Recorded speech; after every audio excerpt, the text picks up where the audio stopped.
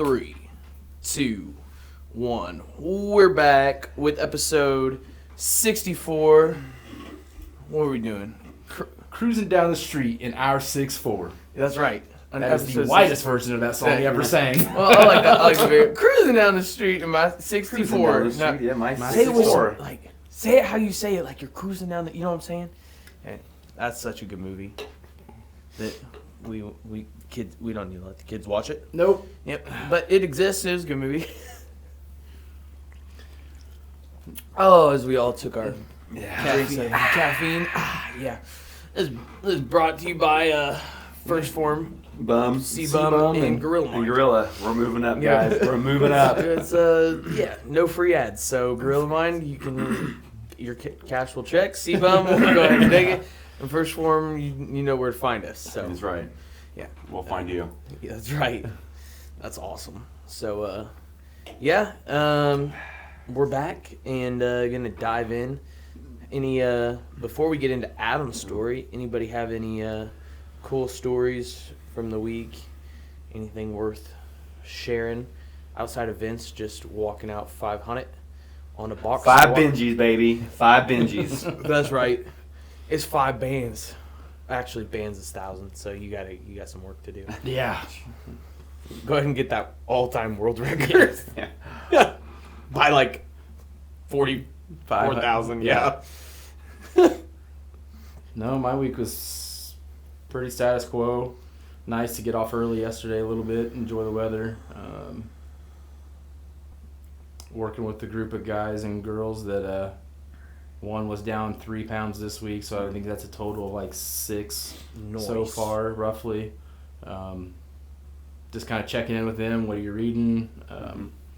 Curtis just finished the TB method.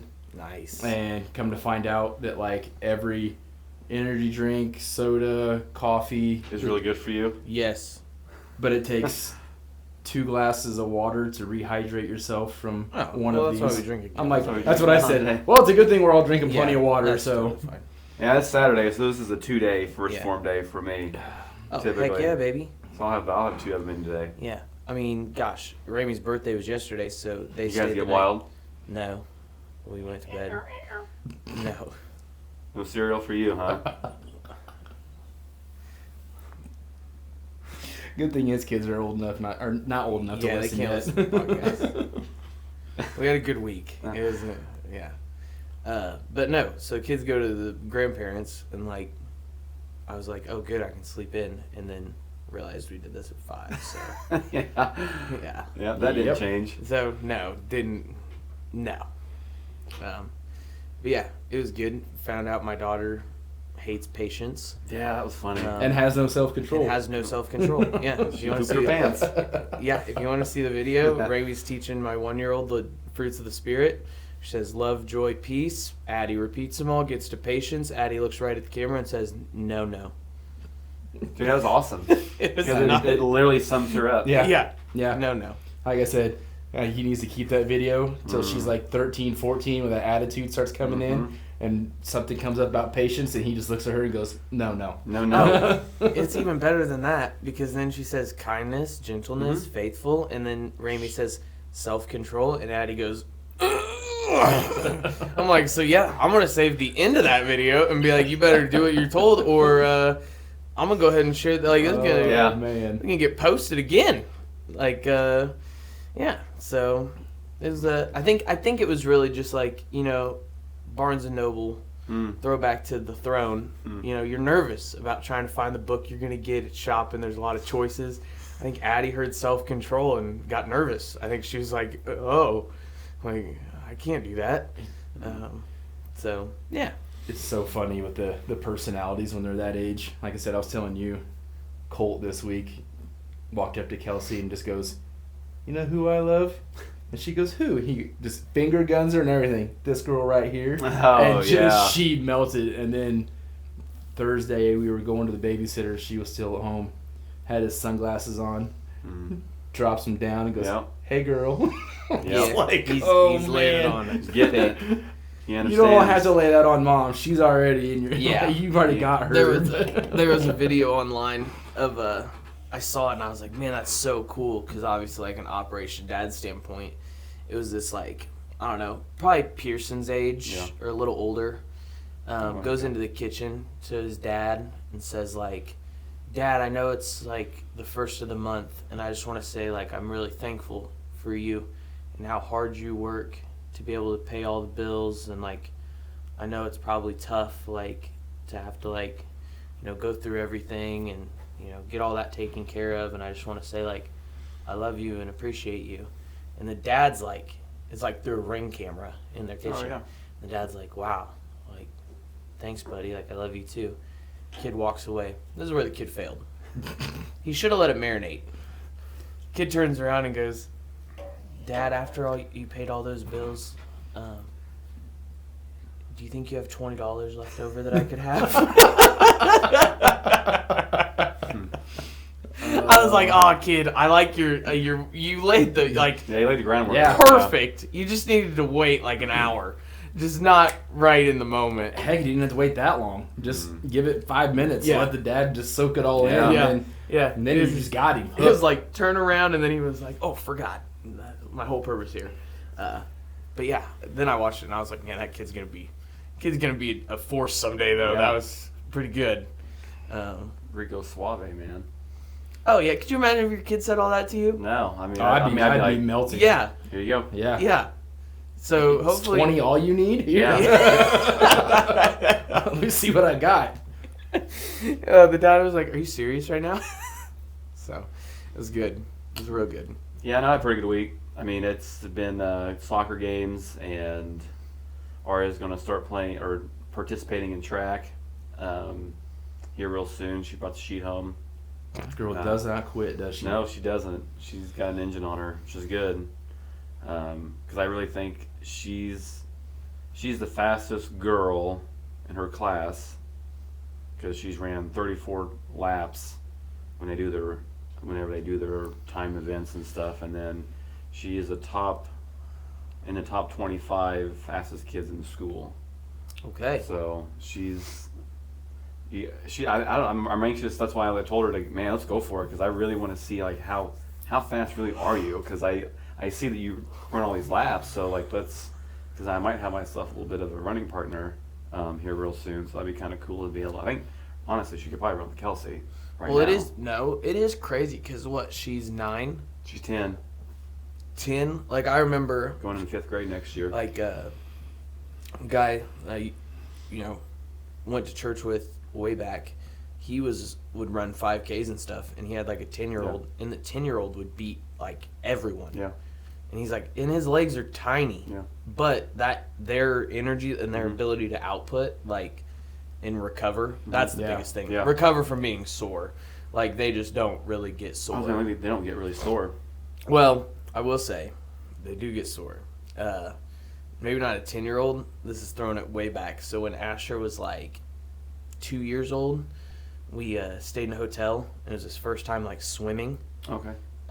And so he swam like a bunch, and he was kicking and splashing and had his floaties on and was kicking all over the pool and loving it. And then the next day we thought something was wrong with him. He wouldn't walk. He just sat like in his bed and then got up and like wanted to be carried to the couch and pretty much like sat on the floor all day. Yeah. And like would get up and then like kind of whimper and stuff. And Randy's like, what is wrong with him? And I was like, I think he's sore. Like, I think he's like Feel you, buddy. Get him I all was in like, there. I think he's sore. Get him some BCAAs, Like, man. Let's yeah, go. he didn't really complain, but he was like, Yeah. not his normal stuff. That's and I was funny. like, well, we did swim for like 2 hours, and he's like Yeah. 27 pounds. Yeah. Okay. So we'll get sore, but that's a lot of output. So It is. Yeah. So Yeah. we got that going on here starting in April, and then I think this week you guys had the field trip with Asher and Trey Yeah. had. So I Yeah. was with the FCA kids at high school Jerry was there. That's but I good, pretty much yeah. took care of the whole thing, and it went well. James too. James 2. Finished James 1 with the 4th period class, and then I did all James 2 with that 5th period Yeah, class. it's easy to get through everything in that second Yeah. period when they just stare at you. Yeah, well, that was a lot of interaction Oh, between me and what was really just one girl.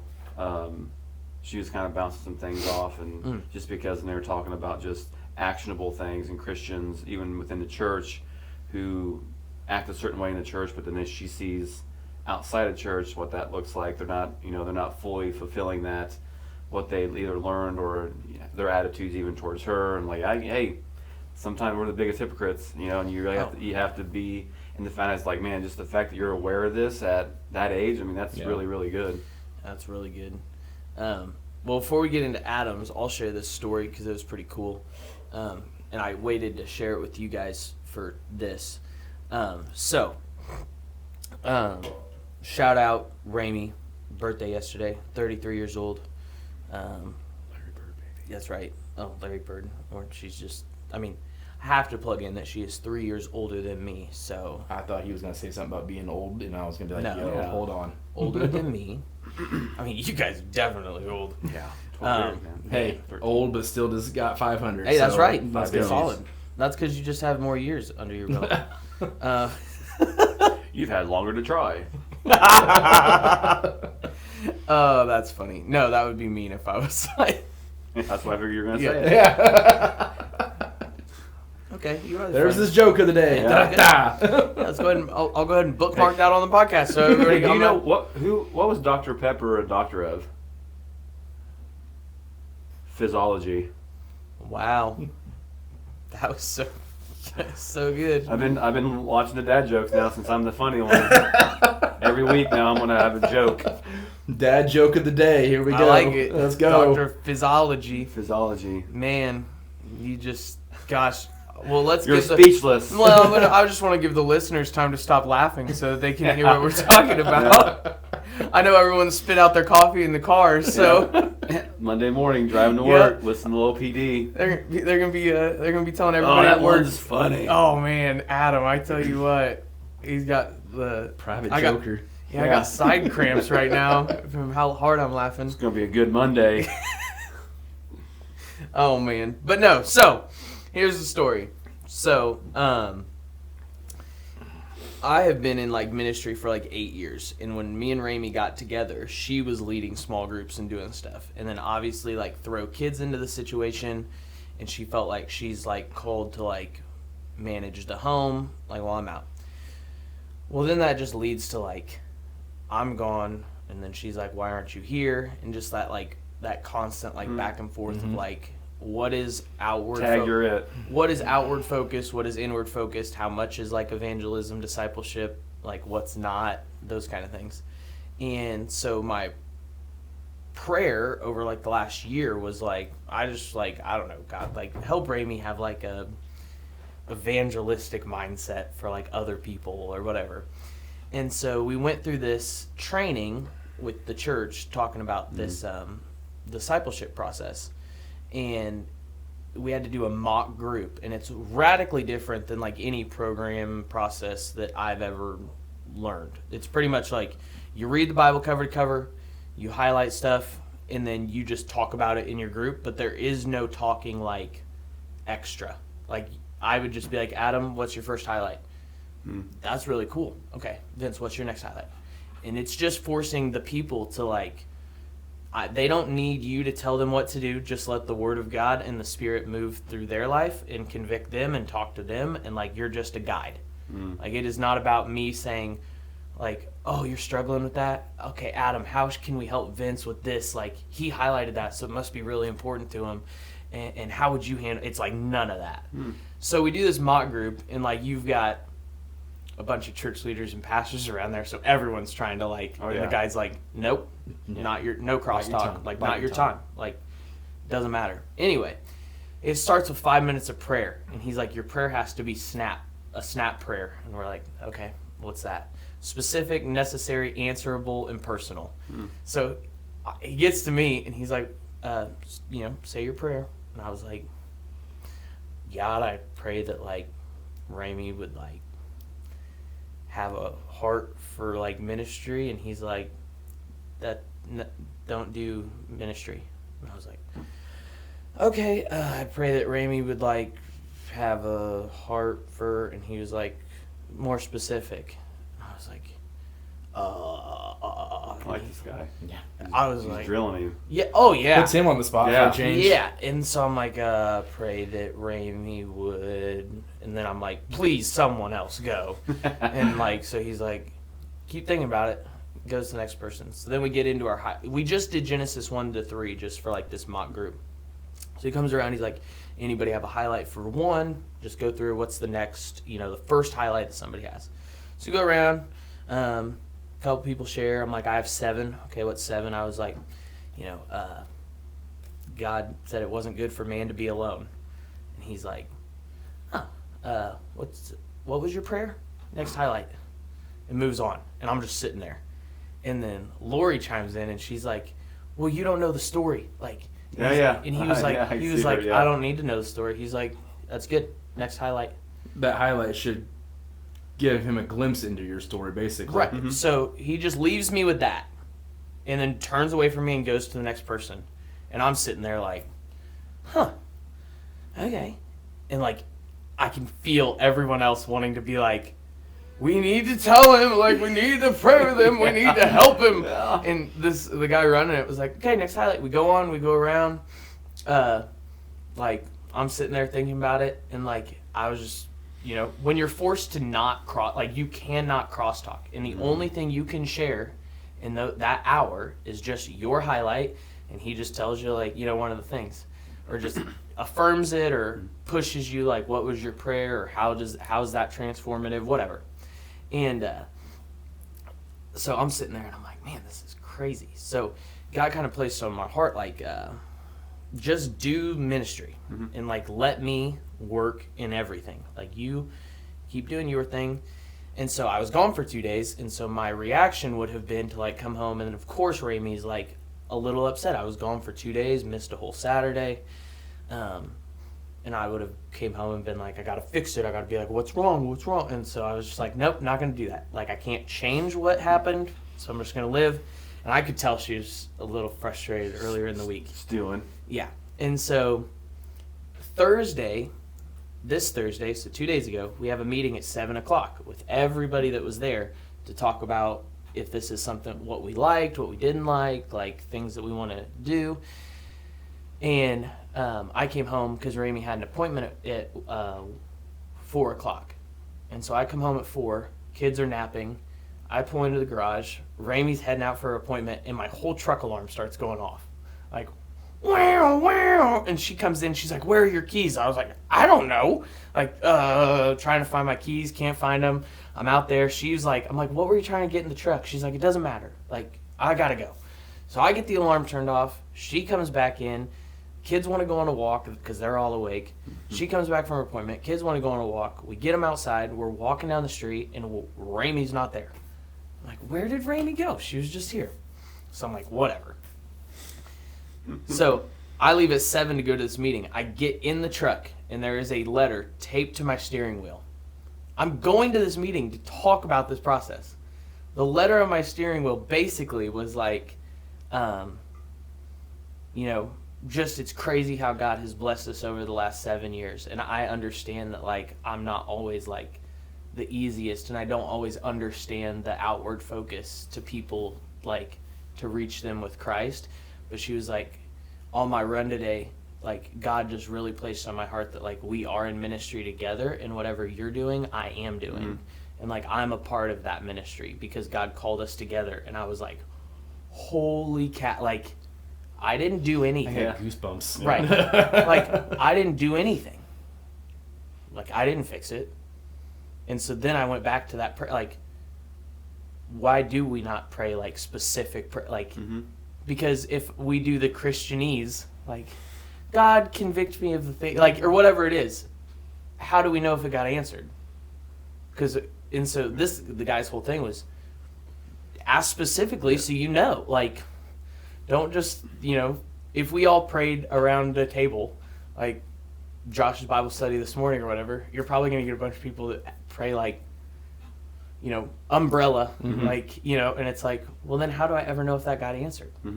So it was just crazy. The fact that was why the alarm went off. She was trying to get into the truck to put it there. Then she still went back to do it again, because she could have easily waited till I went to the meeting and just put it like on the counter for when I got home.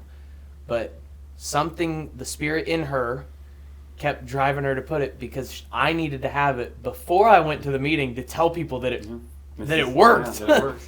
So it was crazy. That's awesome. Yeah, it was super cool. So Well, and then the power of prayer, and you being specific in that prayer for Right. him to be able to answer, like, okay, Right. and it gives you a better understanding. Okay, when I do this, I have to start being more specific on what it is I'm wanting. yeah, and then also that level of like sitting there and not being able to talk, and nobody else giving you what they would do or what they learned I like or this their guy. wisdom. It was like you figure it out, and the spirit told me like, stop. Mm-hmm. You stop trying to make everything sound like it's not a big deal. It's okay. Like, I'm only going for an hour. Like, you just don't try to fix it. Don't try to manipulate it. Don't try to like, compromise. Just, if you're called to, like, if you're supposed to be here, I will work through her, and then you just focus on like being present. You also have to listen to, like, I have to listen and not just do everything. But in this moment, it was like, don't go home and try to like, why are you mad? Like, just let her work through it. And I was like, oh my gosh, like, I was obedient to that. And then 4 days later, before I go to this meeting to talk about the things that we like, things that we don't, I was like, well, this is a pretty clear indicator that the word and the spirit work. Like, you don't need anything else. What was the acronym for SNAP? Specific, necessary, answerable, and personal. Yeah. So his story was, one of the things he used was like, a common prayer. Lord, help me with my finances. And it was like, okay, why do you need help with your finances? Well, I'm short. Okay, what are you short? Why are you short? Okay, well, I'm not good with my money. So, okay, well, now that's a specific prayer. Lord, like, place people in my life, or give me to be specific. Or, let's say a scenario was, well, my car broke down. I had to spend $1,000 on something. I came up like I'm $500 short on the month because it was an unexpected expense, and like, I don't really have the room to like spend that, even when I budget really well. And he was like, okay, so then pray like, dear God, I need $500. He was like, I'm not saying God may give, it may be, but if you don't pray that, like, what happens when, like, maybe there's some, I mean, because that's what you said you needed. Yeah. So God will give you what you need. So that may not actually be what you need.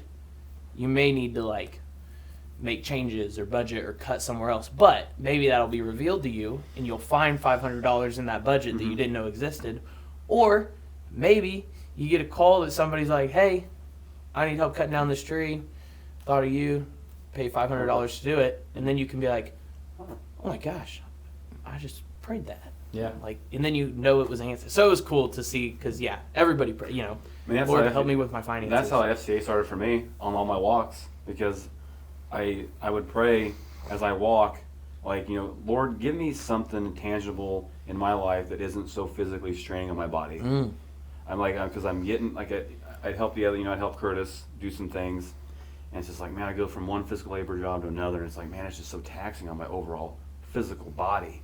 And now the FCA is obviously a little more mental, Right. But, and, the conversations kind of can wear you down, but, like, it's still not, I'm still sitting, we're talking. Right. And so, but you like, can do that a lot longer. a lot longer. Than And physical yeah, job, and so, like, just the overall just physical exhaustion would cause just that towards the end of the day would cause just, like, irritability, because I'm just like, I'm so worn out, Because so, your like, physical affected your mental. yeah, and and you so, like, it's just like, man, like, no matter how good a shape you can be in, it still wears on you by Thursday and Friday. And it's typically those are my E days, where my fuel is seriously starting to tap itself out, because I'm just waking up at 3, doing the devotionals, getting my 10 pages in, getting all the workouts in. It's like, yeah, by 6 or 7, I'm tired, guys. Like, so help me out, because I'm getting there. And I tell them that, I'm just like, I'm getting to that point, guys. So just kind of help me out on I need you guys to simmer a little bit, Right. But. And so then, all this kind of fell where it did, and it's, we'll see where God's going to take all this.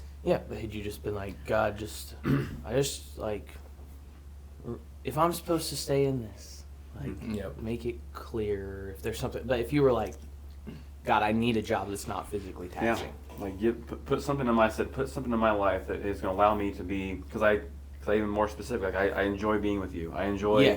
I like the things that, and then like, something that Kelsey and I can maybe possibly do together, or there's all these, and so like because we had a family come over on Thursday.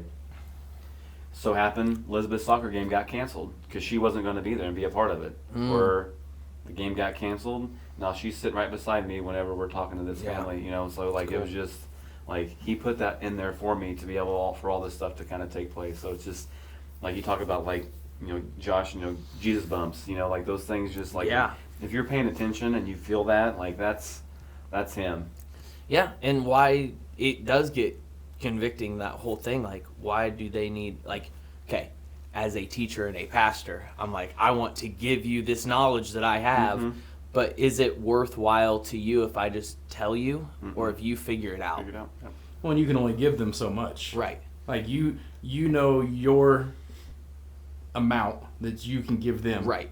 But they can accept way more than what you're willing to teach them, and it it's always brought up on Saturday breakfast is you work in the natural, he works in the supernatural. So your natural form, giving them as much information that right now only helps them to a certain extent. But when he starts working through them, then they can not only hear it, but they can feel it. And when you feel it, that's when you really go, there's that light bulb that went, yep, that's what I need to do. Well, is it better for me to tell you, like, hey, Vince, you should stop doing this? Or is it better for you to be in the Word and hear God say, hey, I think you need to stop doing this? Yeah. Like, which one's more powerful? Someone telling you, or, like, God convicting you? And which one has lasting change? Because you may change just because, like, well, Colton told me, and, like, but it's like more, I looked to that, but it doesn't have the effect. It's more there's more of a chance of it being temporary, right? If you're telling me than if he's telling me. If he's telling me, then it's like constantly there in your head. Like, well, it comes back. There's not a really strong why. Why does Colton say I should stop doing this? Yeah, because like, he thinks I shouldn't. Yeah. Like, does the Bible say I can't do this? Yeah. Well, I don't know. Let me get in there, and maybe like, what if it doesn't? Like, or you know what I mean? Like, so there's like that level of now you're learning for yourself. Yep. And everything that he was doing was like just asking a question. Like, it was, so what's that mean to you? Or what does that say about God?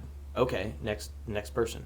And then you have to sit there and wrestle with, because he didn't tell you what it means. He didn't tell you what it says about God. But you have to sit there and be like, what does it say? And so it was a really cool method, because I was really thinking this guy was going to come in and pitch us like a 12-week program. If we run this, it's going to be the best. And he was like, pretty much just the Word and Spirit, and you just let them, and you just don't let people crosstalk so that introverts get to share, and you don't let people share their stories and tell people what to do. Yeah, no, I like that. Like, it was cool. So, yeah. I like that. So it was pretty neat. So that was a cool story, but wanted to share. That is a cool story, because I've actually been praying for you guys. Yeah, So then, what gets even crazier, not to cut into Adam's story, but so I go to this meeting and I come home and I'm like, Raimi, you have got to know what was happening behind the scenes. Because Raimi was like, okay, well, you got to know what was happening for me, because we hadn't talked about any of it. So I told her the whole story. She was like, oh my gosh. Then she tells me about like her run and her being like, no, I'm not doing that. And then being like, okay, God's definitely telling me I have to do this. She's like, I'm pretty good about being obedient, like when the Spirit tells me. And so she's like, so then I was like trying to figure out how to get it in your truck. Then I set off the alarm, and she's like, I was like, I'll just put it somewhere that night. And then she's like, I got home and God was like, do it right now. Yeah. And so she's like, so it was just crazy to see like no communication, no forced in the natural, but like in the supernatural, God was like, Raimi's gonna do this over here for a week, Colton's gonna do this, and like it's all gonna work. So it was just crazy. Yeah, that's awesome. Yeah, it was super cool. Yeah, it was cool. So cool. So, that brings us to, it's like a Quentin Tarantino movie, because Adam started with FCA. Like, he started at the end. Yep. It's like Quentin Tarantino. Like, now he's the FCA guy. Now explain how it got there. Yeah. Now we have to go all the way back. Wait, what was it in Wayne's World? So I did give Adam a hard time yesterday. He said, so where should I start with my story? I said, I want to know what you remember from the moment of conception up until now. And I do kind of. I did the math one time. It was probably my mom's birthday because she was October 2nd. And you look at the math, and I was born on July 6th, so I mean it was pretty close. Happy birthday. Yeah. Happy Wow. birthday, baby. Oh. Yeah. I can say so much, but it wouldn't be appropriate for the listeners. Yeah, that's all good. It was. Hey, you're here. That's what right, matters, baby. I was It the all fastest worked one out. that day. Hey, yeah. Ari's the 25th fastest in her class. Yeah. You were the first I was fastest, baby. first. That's funny. I don't know. What do you got? What you were? So Yeah, just start with like, so where did you what was your, so if you go back and you go like to your earliest memory, what was your childhood like growing up from your, like, so there's a great part. What's your earliest memory? I mean, I have a lot. I mean, to my dad's, for him doing, I have a lot of home videos. So what's, Oh, wow. okay, So, like, you I got have- that, but what's your, but so whether me it be video, personally, but like, what's it's your just- earliest memory? I'd have to honestly, just as a overall family, like we did a lot of stuff together whenever I was little, like How little? like 5, 6. Okay, Like I remember they were present. They always did stuff with me. I was an only child, so I mean obviously that helped a lot. There was always a lot of TV watching and me putting puzzles together.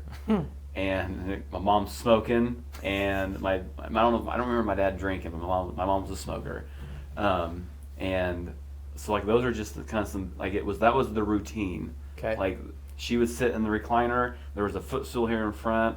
I would kind of sit on the side, and I'd put puzzles, and she would watch a lot of like the Wheel of Fortunes and the 80. I mean, you're talking like Yeah, man. throwing it back. Yeah. Like Yeah. this is the things that my dad worked at Donnelly's here in town, which was a factory, I guess a printer's Yeah, printing yeah, company. magazines, magazines and newspaper, stuff. It was a big conglomerate and so like he worked a lot of 12s and stuff. So like he was there for as much as he could be. So there was all that. What'd she smoke? Virginia Slim Hundos. Oh, baby. The Cadillacs, baby. You're on the high roller. Oh yeah, she's a baller, man. She liked them Virginia Slims. And I think they got 120s now, but I don't know. I don't know. And so I spent a lot of time with my mom. Like I said, my dad working. She took me to babysitters a lot. He typically, if he didn't have to work over, he'd pick me up at 3:30, or she would still get me. But I did spend a majority of my younger years with my mom prior to their divorce, and when I was 8. And that's kind of where it all changed. I mean, I was at a friend's house. Dad came and got me. It was September. We just started school, and they said I need to come home. Light was like, what do you mean? It's like 7 o'clock, and it's not dark yet. I say the street lights aren't The on. street lights aren't on. Like, and so it's like he came, like we need to talk to you, and sent me down this blue chair, and said that your mom was moving out, that she wasn't gonna be here for a while.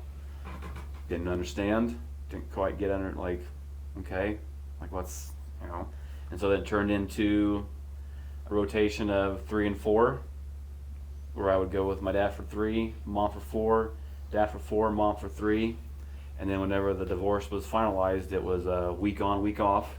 It was joint custody, and so then I basically just lived out of a suitcase. I had to pack a bag and do that for, obviously until I was 16, but until I got out of high school, and then that led down me learning how to take care of myself.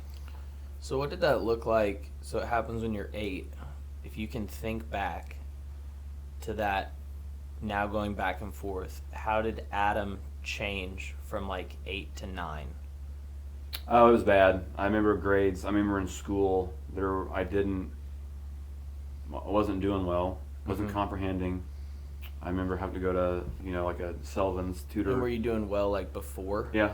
So Yeah, that was the catalyst. Yeah, it was definitely, my focus obviously was in a lot of different areas, subconsciously not knowing still ran around as a kid, but I think then the focus changed, and then I couldn't articulate words, and I couldn't comprehend words, and spelling became a problem, math became a problem, because there was no more of that structure. The structure had broke apart. The reading them reading to me, and then, just the puzzles, the brain, just doing these little tasks every night, and routine, that routine had just changed all of a sudden, and it totally messed with me. Do you think, it's just wild to listen to it? So for you, at 6 years old, mom smoking, dad in the house, you're putting together puzzles, and I'm gonna get pretty conceptual here, 30,000 foot view, but everything had a place. So your brain worked in order. Mm-hmm. That's how you said, I remember puzzles. Mm-hmm. Your brain worked in order, and then at 8, there was no more order. Well, it went from a 25-piece puzzle to a 1,000-piece puzzle. Right. And now I those are small pieces. Yeah. That now I've got to try to get those in order to get the outline, to get the and then that's kind of how my life just probably went from a nice, easy, probably on the path to a good upbringing. Not that it wasn't bad. Right. But then it turned into I got a lot of pieces I got to try to figure out. Well, and I think even today, your personality is you want to be organized and see the pieces and be able to I see where it's not together yet, but you can see how it all fits together. And He's got the outline. Mm-hmm. Yes, Yeah. And I think for you at 8, 9, when you realize living out of a suitcase, I'm a week here, I'm a week there. I'm sure the parenting styles are different, and to a point, or we'll get into that a little bit too in a second. But then there was you couldn't see how it all fit. You couldn't comprehend why it changed, what was happening. So then that leads to the next question, when you're at mom's and then you're at dad's, what was life like for you? Because was there the same discipline each place? Was there the same schedule each place? Was there the same level of just what was the difference between the two, and how did you kind of adapt to that? I mean, it's really weird to say, for as much as they got a divorce, Mm-hmm. but they honestly did a really good job of still communicating with just me. Mm-hmm. Now, instead of them, now I was the focus. They had to make sure that I was okay. And because obviously they didn't work out, so I think they accepted that part of it, but okay, we still need to come together for him. Mm-hmm. So the discipline stuff typically stayed relatively the same. I think but it did turn in more into he's not going to really listen as much now, because I felt like I had a way of just doing kind of what I wanted, in the sense of, well, you guys aren't together, so I can't. She can't threaten to go get dad anymore. Yeah, and you can't threaten to get mom anymore. Yeah. But I did it, but it wasn't disrespectfully. Right. But you learned how to manipulate that. But I learned how to I know where my edge is at, and then I won't cross it, because I obviously that's who I was. And so I got to do a lot. I could say I could run a little wild. They would let me fall, they wouldn't let me fail. And then, because they would bring me back in pretty quick, and they would discipline me as far as groundings and things like that. If my grades were in a certain grade and those types of things, or when I played sport, if I acted a certain way, there was still a manageable respect to that. But it was, I would have to say though, for a divorced kid, I turned out pretty decent. I do have my parents, my dad remarried. I do have my stepmom, and then because my mom and my stepdad are both passed. My mom passed away suddenly when I was 36 of cancer. So that whole thing has been a blessing. It's for those who have lost a parent probably a lot sooner than what they anticipated. That's actually what's spurred on, where we'll probably get to later, because of whatever it is that was put in me from her has allowed me to continue on a path of just showing her somewhere else I'm doing okay. I'm not, because she would have wanted me to dwell or have a pity party, or like you have all this time, take advantage of what you got, and so like, and I think just so, but back to just the discipline part, like no, my parents truly did the best job they could with it, with what they had. So then what's that look like? So grades and like those things through like elementary school, as that ends, then what's Adam look like? Because I'm sure by the time you were in high school, you figured out the suitcase living, and like you made a routine for yourself, and you knew the system and you knew the parents. So then what's that look like when you hit? Because 8 and 9-year-olds are just so radically there isn't a lot of independence. There is still a ton of dependence on like, well, my parents do tell me what to do, and like Right. I'm still going to do that. So then what's that look like when Adam's like a freshman in high school? Oh man. I mean, that's honest. It's weird because that was probably the worst year as far as experimenting, we'll say. Because then after that, it was like the first semester.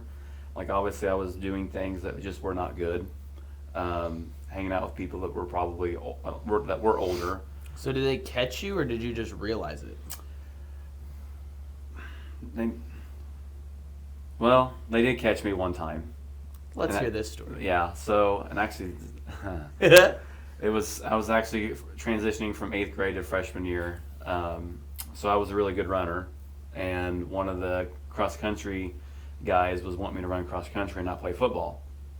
And so they were trying to show. Wow, what a heathen! Yeah. So they basically had a big party that they wanted me to be a part of to show me that the cross country guys were cool. Well, His first recruiting trip. yeah, at 14. Yeah. And then the NIL money was alcohol. So Old English 40s. yeah, baby. well, Cormic's. no, it was Ice House. Oof. It was Ice House. Yeah, it was disgusting. So I had about 4 of those, and so at 14, obviously didn't take much. But I lied and said I was going to be hanging out with some friends, and I don't know. I guess that parent intuition had clicked, and they were calling around trying to find me because they're just like I don't know, I must have done something to give them like a red flag that I was up to something. It's 4 or 5 o'clock in the morning. Those guys that got in a call at the house, I can tell you exactly what the house is at too, and it was my mom, and it was her weekend, and she's like, your dad's about to come and get you, and you're coming home. And it was summertime, and it was hot, and needless to say, because I had gotten sick. And, Obviously. Yeah. Because Adam probably weighed 43 pounds before Ice House. Yeah. So needless to say, my dad gave me a very stern, it wasn't even a yell. It was a very stern conversation from Mattoon to where my mom lived. It was about 13, 15 miles. Well, that whole entire day in the summertime, we had just gotten a pile of like rock, like the big thick rock. So I get, and it's early. It's just like the sun's coming up, and like it. When I tell this story, people are gonna find nowadays would probably think child abuse, but No. yeah, it was well deserved. Needless to say, so I had to move the same pile of rock between pile to pile in a three-wheel wheelbarrow, where the balance gets a little hectic. I couldn't drink water until noon. That was the stipulation, that you're going to move this rock and you can't have anything to drink until. That might be the tag of child abuse Yeah. there, Yeah. but I get it. It's 5 hours, Yeah. Sweating You it were out. also hungover. I was sweating it out, Oh. almost. I remember almost getting sick, and I was upset. And then this continued until about 4 o'clock. Like this went on. It was an 8-hour day, give or take. And so, and I did get to lunch. I remember them bringing me like a sandwich or something, and then Like a cheeseburger and a Miller Lite there, yeah. help you? Yeah. Aaron, to ease that hangover a little bit.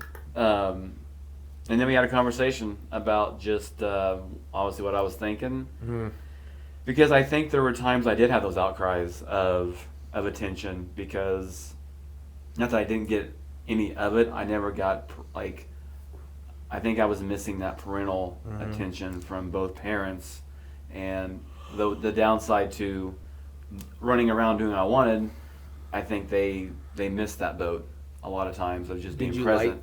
Was there a part of you that was glad you got caught? I'm sure it was. I mean, subconsciously, I'm sure that like I was thankful for that, and that's probably more of a, going back to Christ. Like I think that was probably more of a God moment for Him protecting me, to keeping me from probably because that looks like take that away and that doesn't happen. What does the rest of that look like? Yeah. Well, when you get away with something, that so you do it again. Right. You do and it then again. It goes farther and it farther. goes further and deeper and deeper. But for your subconscious, like whether you recognized it or not, was there a part of you that was like craving that discipline and like that parental authority? So when you got caught, it was like, fine, like probably because then they both came together. Your dad came, picked you up, took your mom. Like, not that they were going to get back together, but like then they had to deal with you, and so you were like, oh, see, I am a focus right now. Yeah, and that's like like you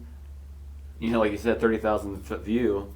Now that I can reflect and look back on those types of things, probably what I was doing. Like I just need them to know that they could still co-parent, together, and they could still be a cohesive unit without being obviously married. Well, and they nipped it in the butt pretty quick. Oh yeah, because like you said, had they just been like, well, he's there, like I'm gonna just continue to go about my week. Yeah. No, I see kids and I see parents, blended parents, and I think that's where, because even with like Elizabeth and Kelsey and her ex, like I discipline Elizabeth within the confines of our four walls. Yeah. But I don't. Those two, if they got like, that's you guys. Like you guys have to figure that out. I'm not going to be that middleman. And obviously Kelsey comes to me and asks me what I think, but like I'm just, I give my 10 cents, and then it's still up to them as parents to be there for Elizabeth. Yeah. So getting back to you, so that's freshman, going into freshman year. So then what's high school look like as you go through that?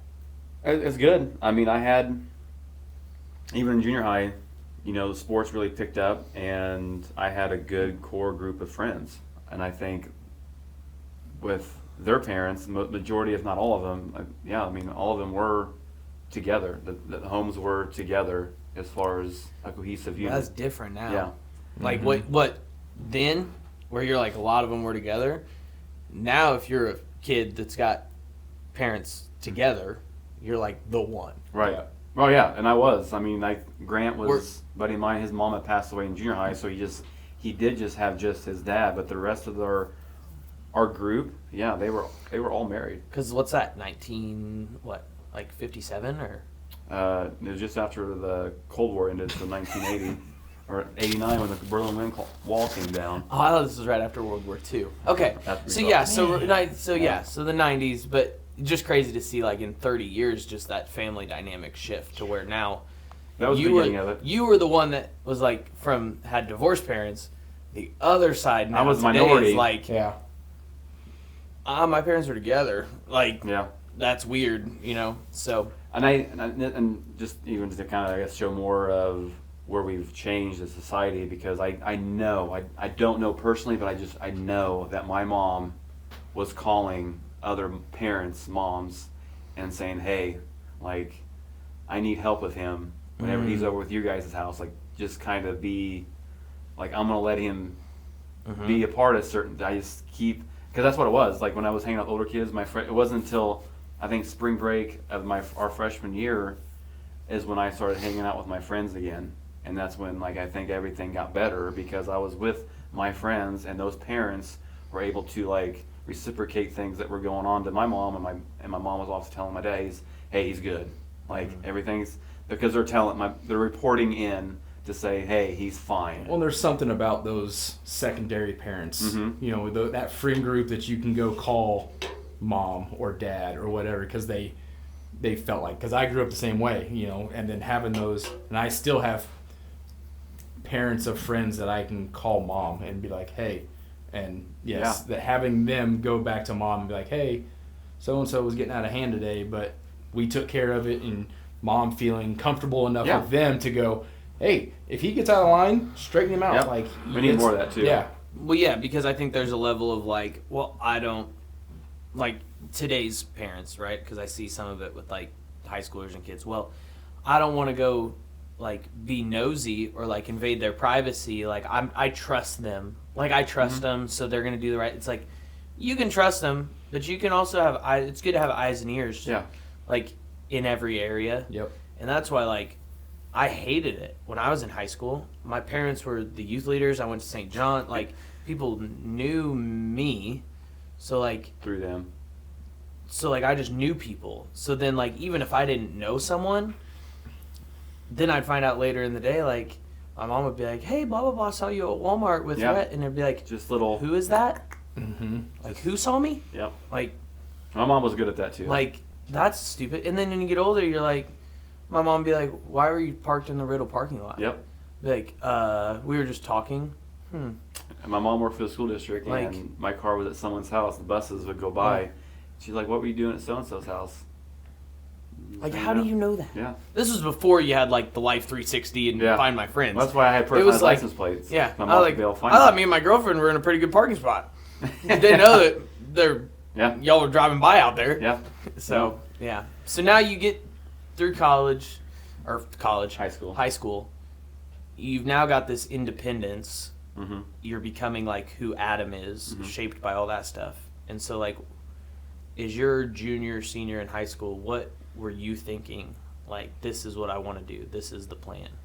Oh, I wanted to be a teacher. Okay. So I could coach. I mean, because going back to like just me having like a checklist of things, you know, like with football, obviously with like, you know, in basketball with like Coach Temples and, you know, Coach Lockhart, like I think about if I don't have those coaches in my life for those, you know, that 4 years even, like, man, I just don't know because of what they brought to the table as far as what you needed to do, become a good athlete and the work you have to put in to be successful.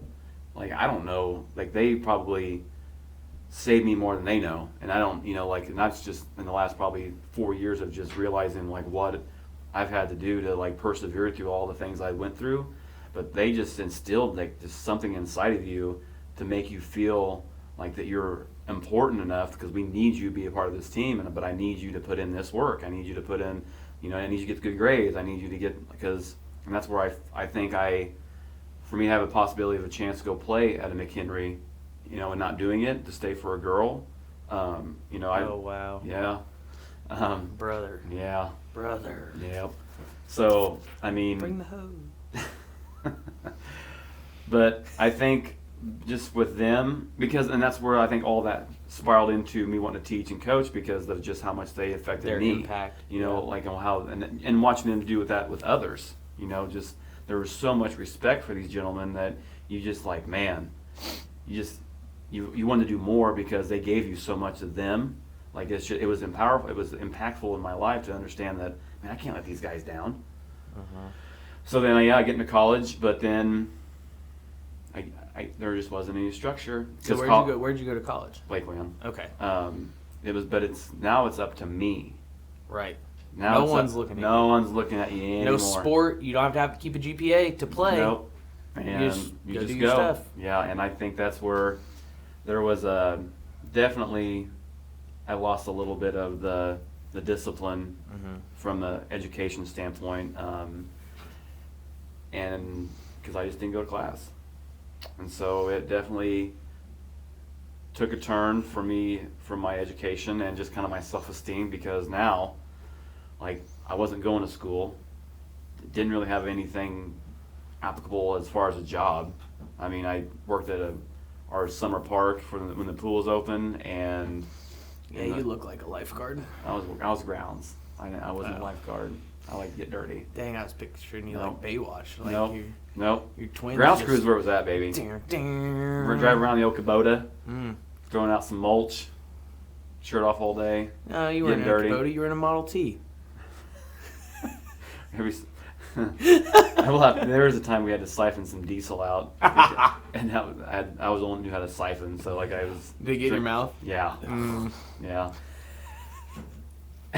But I think that I don't know. Like that part was trying to still live in a past that just wasn't acceptable for me to be able to, like, I should have been moving forward. You're trying to hold on to high school? Yeah. Yeah. Well, and I think because the girl I was still dating at the time even was still in high school, so like I was still latched on. Statute of limitations. Yeah, well, like that's a different conversation. But I mean, so I think that had a little bit of a factor to do with it, because all my friends had moved on and they were going to school and they were getting to college life. I still hung out with them and lived that life a little bit with them, but I was still kind of just feel like, I was being held back a little bit. That's also where I struggle. Like, love Lakeland. If like you've got the, it's cheaper, all those things, like great resource here in our community. But it is hard if a kid doesn't have, like, you never feel like you'd make that leap to, like, this is the next stage. Mm-hmm. Like for Liz, she's going to go to Illinois State. She's going to leave your house. You're going to drive her up there and drop her off in a dorm, and she is on her own. Where when you stay here and you live at home, and that's what you've done every year that you've existed, and then you have 4 years of high school, and I go to class all day, I hang out with my friends, and then you get into, well, you're still living at home, but now you got class at 9 and 1. Right. Well, what do I do with my day? Like, I'm going to go, and you never really have that hard, like, this is now my time. Yep. Because you're still just around all the people. Yeah. You never had to go do it on your own. So then where does that kind of take you? Because obviously that doesn't work out super well.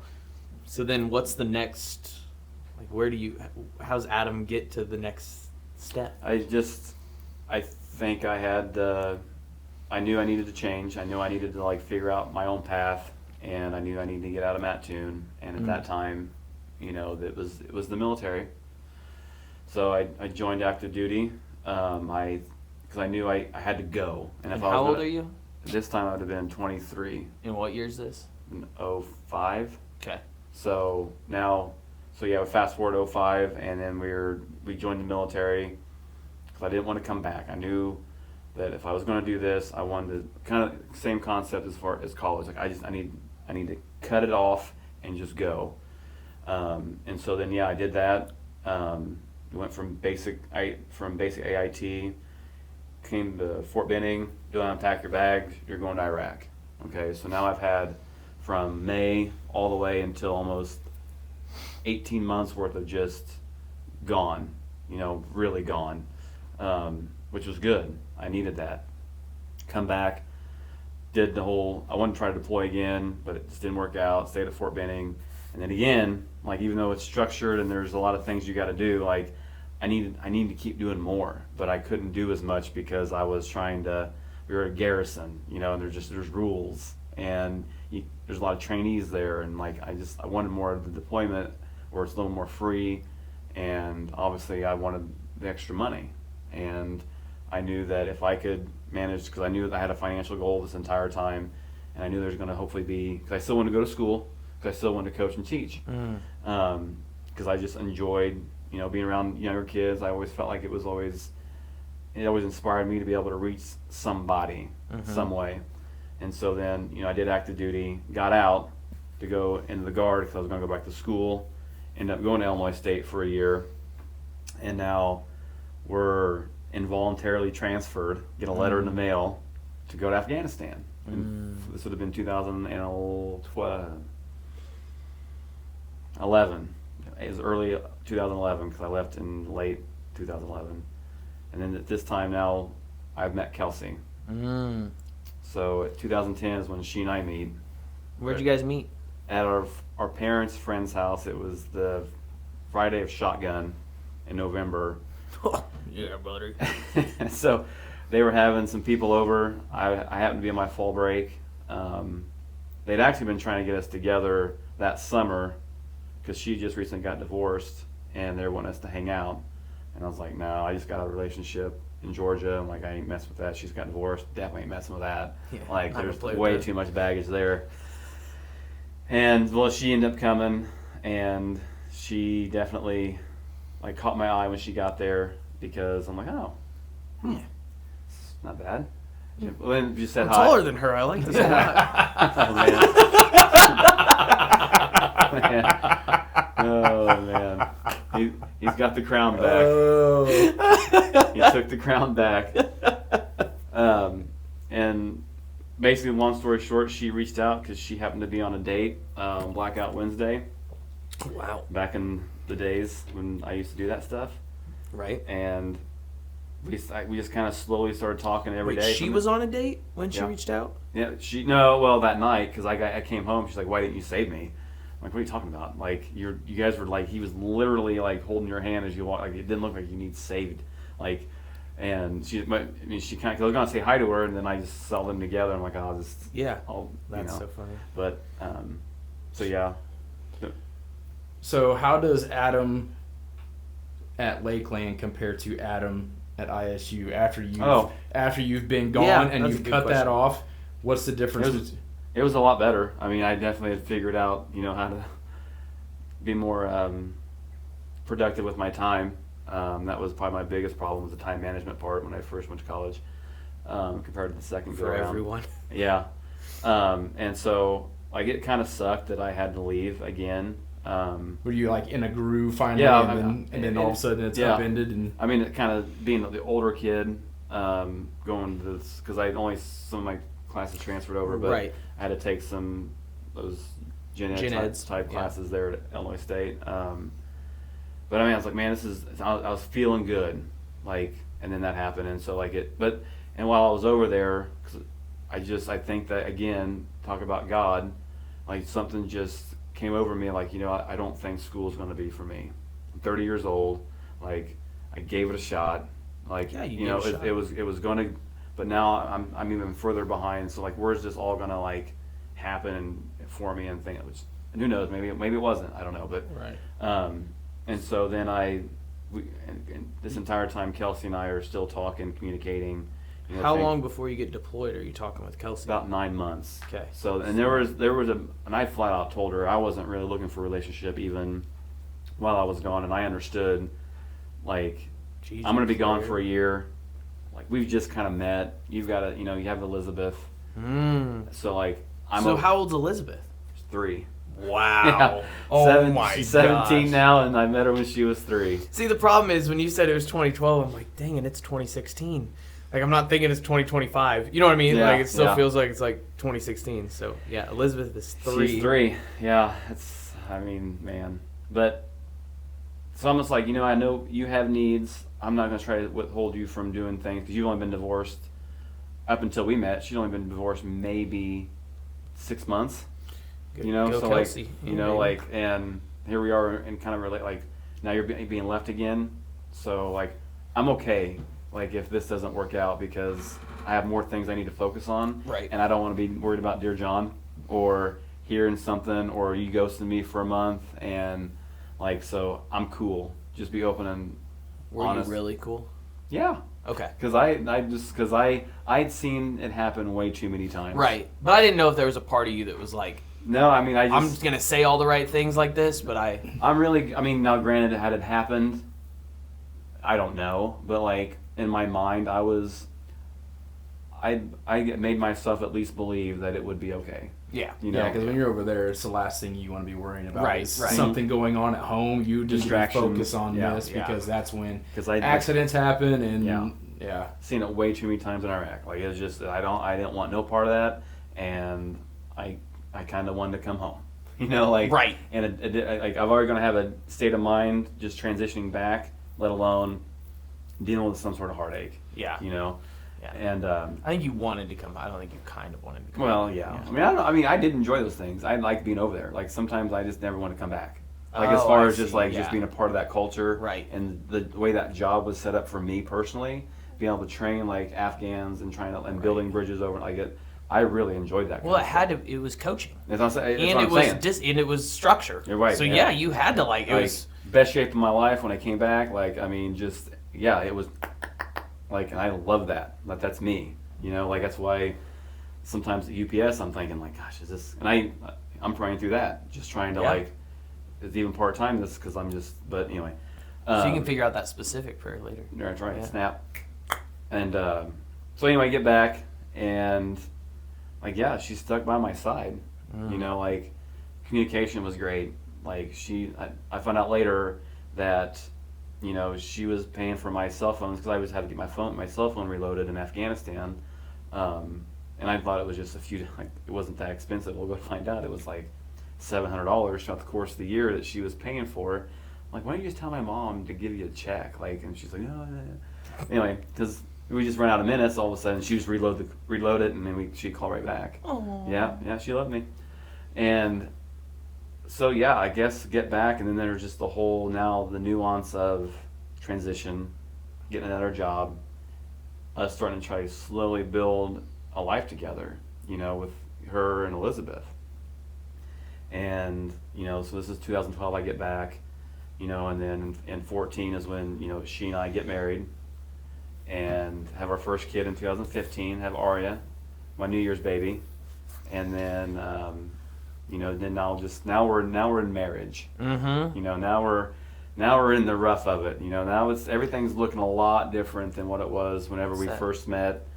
Kind of came home, and then now we're just job life. Into the thick of it. Yeah, like now we're in it, and there were struggles, hard, real, like raw and real struggles. So for you, coming from, Kelsey's been through a divorce, Mm-hmm. like personally. You were the child of divorce. Mm-hmm.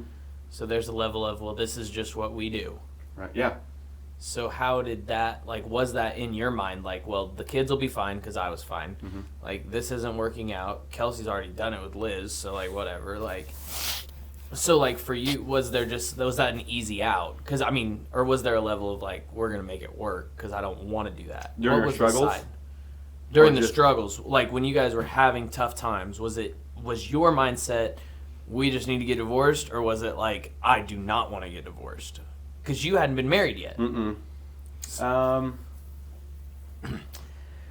Well, I always knew with Elizabeth, like her and I, that was probably one of our fewer common grounds, that I always knew what she was going through. Mm-hmm. Like I knew where her pain was at whenever she was getting bounced around, Mm-hmm. and kind of being just that middle, like that was their common ground, and that was it. But like that was it. So I always could resonate with her when it came to that, and as far as like when Kelsey and I had our issues, whenever that was like, I don't know, because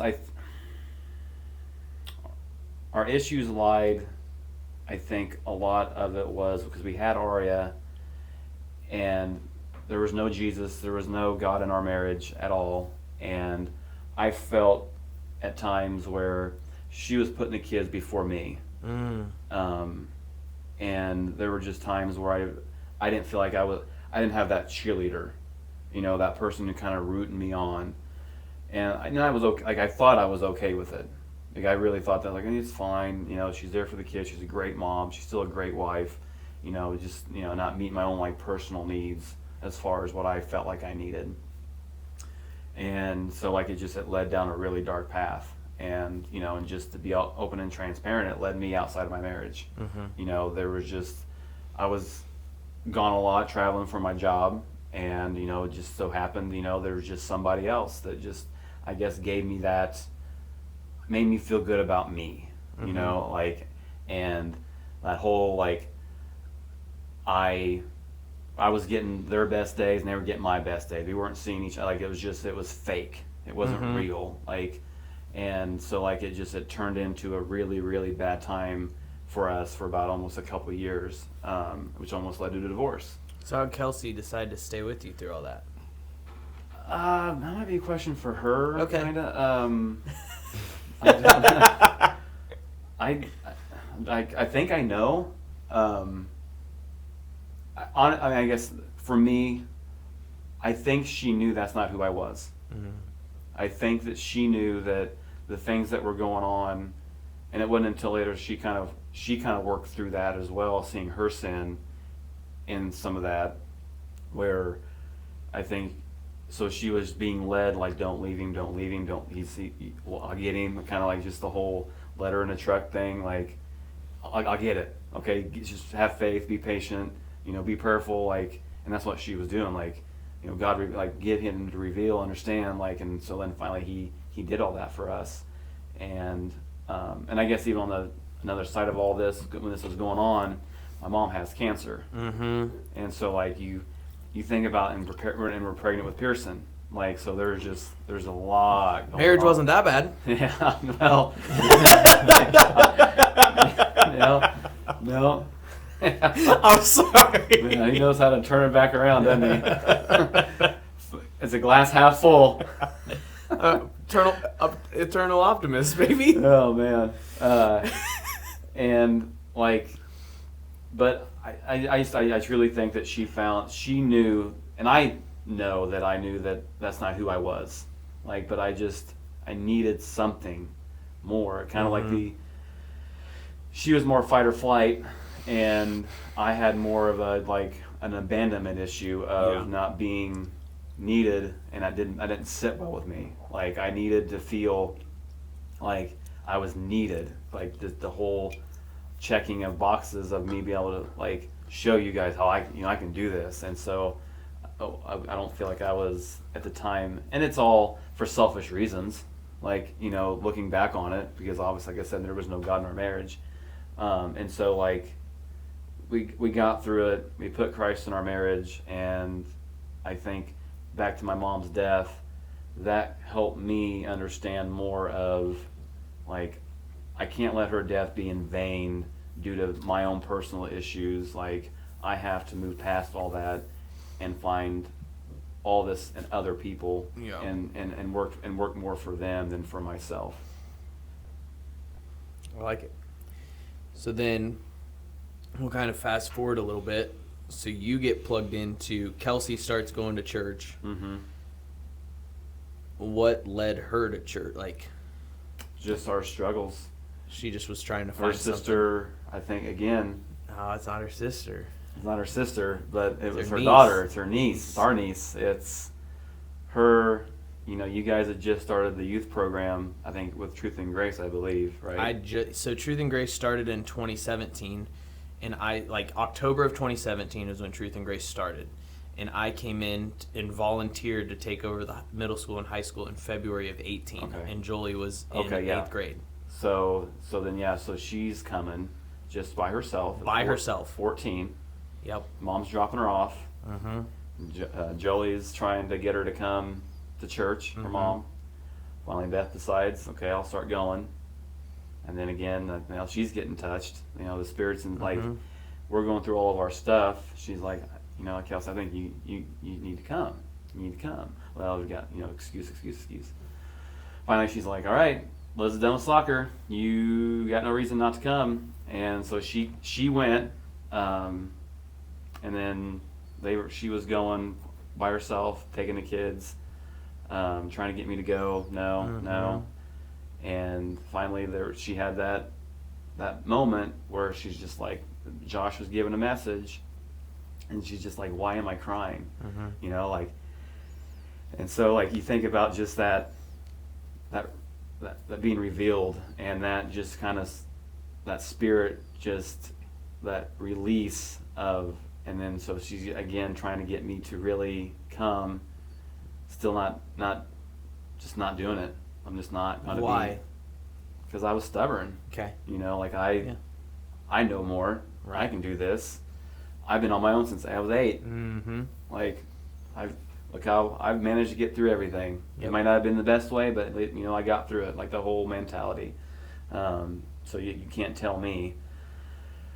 We got in a huge argument because I was gonna go. Somehow managed to get in an argument about something, because we're still going through all of our stuff. Mom's gone, and your dad was given the communal message that morning. So we're watching on live, and you were all watching on live, or just yeah? you? Well, no. She was watching it. I was in the kitchen. She paused it, rewound it, and told me I needed to listen to this. And it was the message your dad gave about, you're probably here, not wanting to be, or you're here not knowing why, and or you're here watching and you don't know what this message might. And so then I still couldn't tell you what he said. He just said it, and I was like, it hit me. Mm-hmm. Like, oh man, this guy's not wrong. And so then it turned into the next week I went. Glenn Diener was the first person that greeted me and started talking to me. Like, I'm like, who is this guy? Yeah, the ex-Amish greeter that we had. Glenn's awesome. Yeah, Glenn's the best, man. And just made me feel welcomed, and so then from that moment forward, it's been a lot of conviction, a lot of repentance, a lot of growth, a lot of tears, a lot of goodness that he is, the fruitfulness that he has given our family, and the best we're trying to do to reciprocate that into others, making disciples, has been pretty awesome. Led you to where you are today, and then to tie it all together, you wanted to go to school to be a coach, and now you're with FCA being a coach to the coaches, and all those things. So it's cool. been, you talk about full circle, and what whenever you're like just to start everything off with just being obedient and to whatever prayer it is that you're asking for, and then seeking and listening and hearing, and like it does wonders for somebody. And for us to continually ignore it, I think is like I wouldn't say it's like disobedience. Well, Yeah, it's just disrespectful. Yeah, You just say, I know what I'm supposed. It's like the sin of omission, right? Like, I know what I'm supposed to do, but I'm just not going to do it. Like, but you just continue to ignore. And he will slap you across the face, because that's what he did for us. Yeah. And for me, whenever our marriage hit you with the 2x4. Like, I got caught for a reason. Yeah. And her conviction, her feelings were for a reason. And then, because I wasn't listening, and finally he gave it to her, and it all got found out. And then he says, but again, don't leave him. So good. I like it. So what? Now we've heard the backstory up to FCA. What do you see coming? We talked last week about the next 60 days. Yeah. What do you see after, like, just say the rest of this year with FCA and everything else you've got going on? I want my vision to be started. And that, when I say vision, like, my vision is to be able to have the growth with the youth at the high school, which, I mean, obviously we've grown in numbers a little bit since I started showing up there. And then to just be more available to parents whenever the travel stuff begins out there. Like, I want to be able to reach people, and understanding that, through my trials, that I need you to catch it sooner than what I did. I want you to be able to at least resonate with, like, what I'm trying to say, because I'm coming out of a place of love, and that I know that with these kids and these coaches, like, some of these kids don't have anything but these coaches, and these coaches need to understand that these kids don't have anything else other than them. So I understand wins are great. We all want to win, but also these kids need more than just the wins to understand. And I say wins in the game. I want their wins to be later on when all this sport is done. They have something or someone that they can lean on that can get them, maybe, because, like, whenever I got done with sport, like, that was it. And then I go to college and I didn't know what to do, because I didn't have direction. Your identity was, I'm an athlete. Yeah, and I was lost in that. Until you became a soldier. Until you became a soldier. Yeah. And then it became, like, I got lost in, okay, well, I don't have that anymore. So then, what am I? Yeah. And then that led to almost a divorce, because I didn't know who I was. You had no identity. And so I want to be able to pour those words into people in a spiritual and a biblical way, to where they're like, man, this guy's, like, he's right. Like, I need to try to seek something, and to be able to, hopefully that it resonates enough to where when they come back to Matt Toon, they're like, man, I really want to go to one of those others, whether it's developmental leaderships, or whether he has a chapel, or whether he has, and then just have the people in this community, like, see what's going on, and to be able to continue to help be a part of the team and just see the fruits of what these kids are, how they're growing, whether they get baptized, whether they get saved, whether they get, their spiritual growth begins, whether they bring people in. Like, I want to see that school at Mattoon as a high school. I want it to be like in an aura of excellence, to where not only educationally but just spiritually, because it bleeds into these other students, and maybe the whole culture inside the school will change, which then the teachers will change. Like, it could all come. It's going to take time, but that's my vision. Man, you talking about revival? Yeah. Yeah. Well, I mean, yeah. That's. I mean, because I feel like that school needs it. It Like, does. because from what Trey tells me at Charleston, like, Mattoon is lost. Yeah. Like, that school, then those students, you look at all just the blank faces of just like, I mean, they all, I don't know if I can say this, they all look medicated. They look zombies. Well, it's because they're searching for something. Right. You know what I mean? They're just on autopilot, just because they're lost. Again. Well, it goes back to what we talked about earlier. You were the minority growing up as a broken home. Now they're all going. Now it's the majority, so they're all in that same situation that you were That's in, true. just looking at for something, and whether it be a coach, and it goes back to the video I sent you guys this week with that coach. He didn't care about the 9 weeks during the football season. Right. He cared about the 9 years after it was done, to be there for them and be, to help them through the struggles of life and whatnot. And that's, I mean, it sounds great. It sounds like what you want to do. Yeah. You want to show them that there's people outside of that can help them with whatever they're going through. Yeah, because that's why, I mean, God's so good, because now I'm coaching, I'm teaching, but now I've got Jesus. Before it was just going to be coaching and You're teaching. coaching and teaching for His glory. For His glory, not for my own. history or football. Right. You're coaching and Yeah. teaching. So God knew the plan, Right. which is cool. I know. It just worked in His time. Yeah. And that's probably the biggest message out of this is, like, be patient, because 42, and it took this a little bit. It's cool. Yep. I love it. Aggressive patience, baby. That's right. So next week, Vince is up. Da-da-da, da-da-da. And, yeah, we'll get after it. You get to go on 65, because that was episode 64. Peace.